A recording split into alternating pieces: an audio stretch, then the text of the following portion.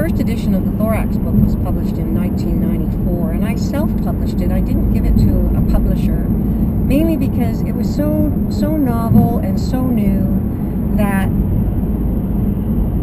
I wanted to be able to update it frequently. And when you are in control of the publishing yourself, you can do that. Right. But unfortunately, the update didn't happen really quickly. The next edition was published in 2003.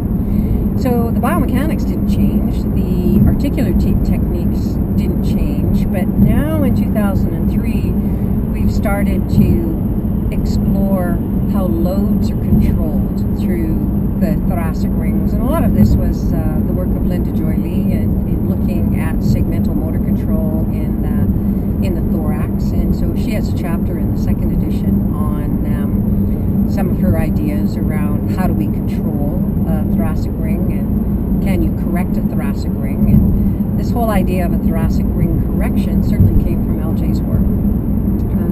The possibility that you can, because in 1996 I published an article about a lateral shift lesion, which we thought, or fixation, lateral shift fixation, that at the time had all the components of what we now call a neural system impairment for a lateral shift lesion, but didn't realize, like again, it's you don't know what you don't know until you know you don't know it, because we didn't know then that you could actually manually correct some of these rings. Right. So what we were doing when we picked up that this ring was translated to the left, rotated to the right, and it had a real mechanical block to right translation. So that was the mobility test for right translation. But it was restored with a very specific, precise manipulation technique. So in those days, we thought manipulation was about the joint.